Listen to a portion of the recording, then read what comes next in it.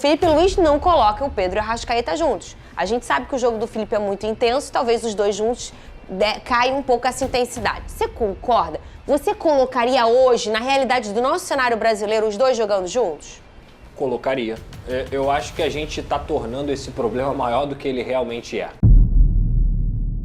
Fala pessoal, sejam muito bem-vindos ao Flamengo Informa. E agora vamos ver as últimas novidades sobre o Mengão, as últimas informações.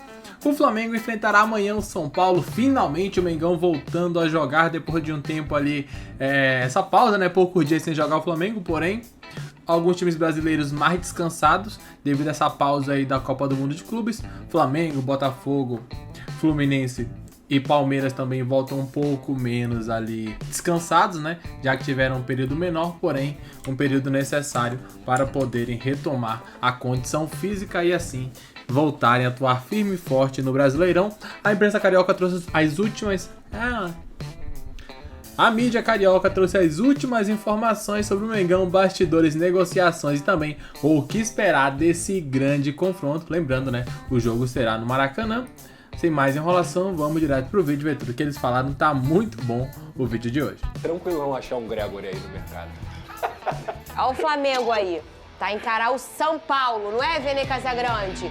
Nesse sábado, casa cheia no Maracanã. Tava com saudade do Maracanã, Vene? Saudade? Rodou, Mais de VT. 50 mil ingressos vendidos. Olha já. lá, rodou.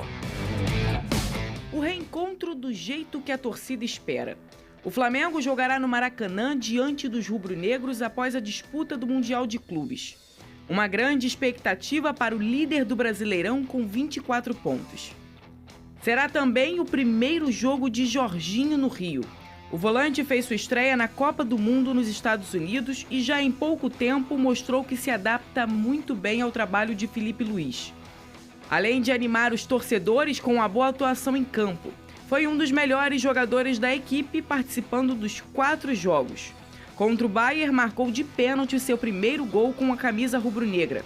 A tendência é que ele já entre em campo diante do São Paulo. A grande ausência do Flamengo será Eric Pulgar. Ele se recupera de fratura no 5º metatarso do pé direito. Também será a primeira disputa após a saída de Gerson do elenco. Por outro lado, o departamento médico está praticamente zerado. De La Cruz, Matias Vinha e o atacante Gonzalo Plata retornaram durante o torneio nos Estados Unidos. Nomes que podem ajudar Felipe Luiz ao longo da temporada. Principalmente o uruguaio De La Cruz. Ele teve uma boa sequência de jogos no início do ano até se lesionar. E agora tem a chance de ganhar mais ritmo. O Flamengo enfrenta o São Paulo neste sábado no Maracanã. E o que Gerson foi embora? Quem será que vai ser esse cara? De La Cruz mesmo? Como é que tá o De La Cruz fisicamente para segurar esse rojão de seu Gerson? O Gerson tinha uma regularidade assim física e também de desempenho muito boa, hein, Vene? Filandinho, o problema é que não é só a saída do Gerson. Tem também a ausência do Eric Pulgar, que eu considero um outro jogador extremamente importante.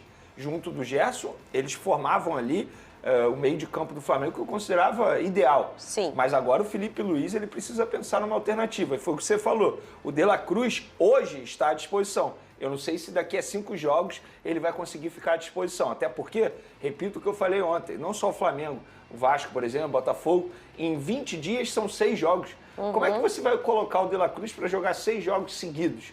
É extremamente difícil, complicado você esperar que ele dê conta do recado por conta da parte física, algo que ele não conseguiu fazer aí desde quando chegou ao Flamengo.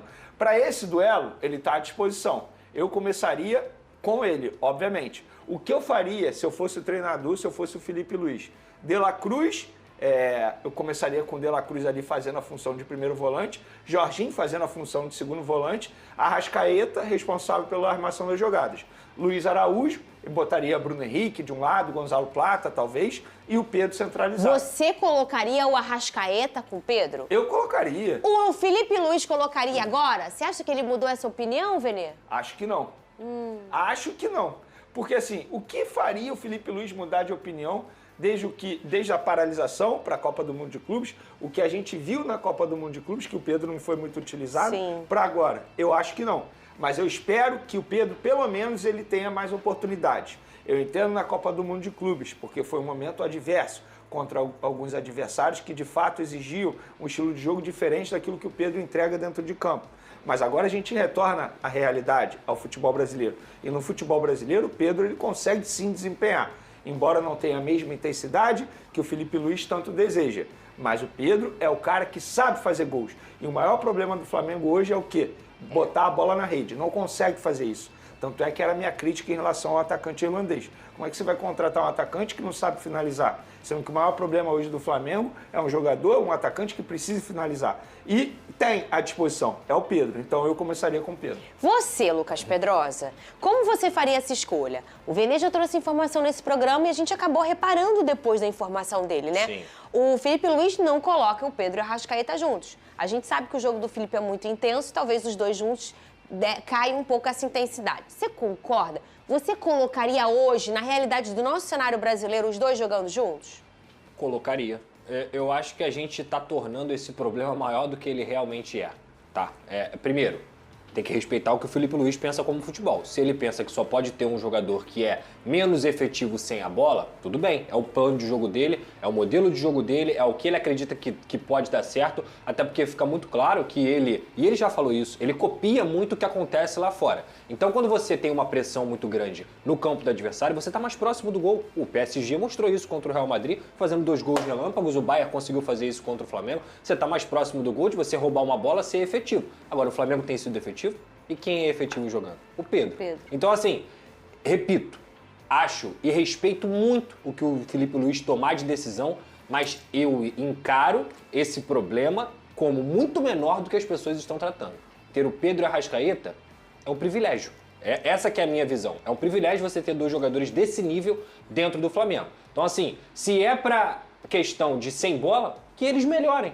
Que o Pedro melhore sem a bola, que o Arrascaeta melhore sem a bola. Você acha um problema, você diz, a questão desse olhar do Felipe Luiz? Esse olhar de que eles não podem jogar juntos, então, você acha que isso não é um problema? Não é um problema. Tá. Pensei que fosse o problema, da torcida apontar não, isso. Eu acho que às vezes, tipo assim, quem toma isso realmente não podem jogar juntos. Eu acho um absurdo esse negócio de realmente não podem jogar juntos. Eu concordo com você. Eu acho isso um absurdo. A gente já viu o Arrascaeta e o Pedro jogando juntos diversas tem uma vezes. coisa que Não só você concorda, acho que todo 99% mundo. da torcida concorda. A gente já entendeu que talvez a cabeça do torcedor do rubro-negro já maturou num lugar de... Quando o Arrascaeta chegou, o jogador bom era igual o videogame, tinha que estar jogando.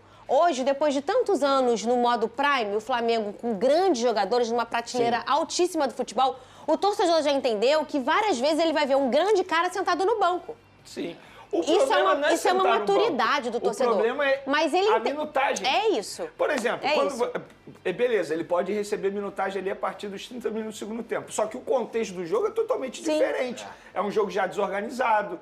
Entende? Por exemplo, quando o Matheus Gonçalves entrou contra o Botafogo no Maracanã, muita gente criticou o Matheus Gonçalves. Eu acho que ele fez uma partida ruim. Mas é justo você fazer uma análise em cima de 15 minutos num jogo totalmente desorganizado, como virou o Flamengo na ocasião? Eu não acho justo, nem com o Pedro.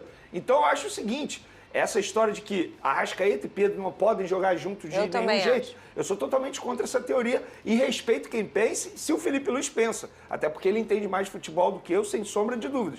Mas assim, você nem tentar... Eu não acho justo com o Pedro. O Flamengo não vai enfrentar o Bayern de Munique, gente. O Flamengo não vai enfrentar o PSG, não vai enfrentar o Chelsea. Ele vai enfrentar, com todo respeito ao gigantismo do São Paulo, um time que está vindo de uma crise. O São Paulo está em crise. Trocou de treinador, vai ter que colocar uma nova cara dentro desse jogo. E o Flamengo, dentro do Maracanã, ele vai propor o jogo. É muito melhor você propor o jogo tendo Arrascaeta e Pedro no time do que qualquer outro jogador, digamos assim. Então, assim, cara, são discussões válidas. É totalmente natural você pensar no sem bola, porque hoje não existe futebol sem bola. Agora, ao mesmo tempo, eu não vejo isso como problema. Ter o Pedro e a Arrascaeta é um privilégio dentro do seu Muito time. bem, discussão boa, mas vamos beber água. Mas antes, vou de dica de festa julina. Vai rolar. Então tá aí, né? Um pouco dessa análise, um pouco dos bastidores do Flamengo, né? O Mengão segue ali com certamente com muitas perdas, né? Até porque jogar assim, ficar tempo sem o Pulgar e agora perder o Gerson, sabe? O Wesley talvez também não fique para o restante da temporada, então, consequentemente, o Flamengo vai ter algumas dificuldades ali no andamento desse segundo semestre. Claro, deve trazer alguns jogadores ali com nível mais elevado, em especial para o meio de campo, né? Quero saber quem o Flamengo está indo atrás, Eu ouvi alguns falarem sobre o Paquetá, sobre a volta do Andréas Pereira também, seria uma boa oportunidade.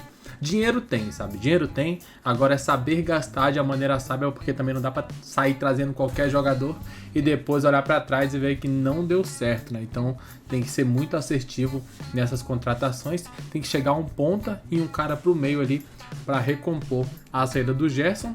Volante, acho que não precisa, dá pra se virar com o que tem, com o Alan, com o Everton Araújo, até a volta ali também do Pulgar daqui 2 meses, se eu não estiver enganado. Diz o que vocês pensam, comentem abaixo, daqui a pouco voltaremos com muito mais informações, até logo mais, valeu!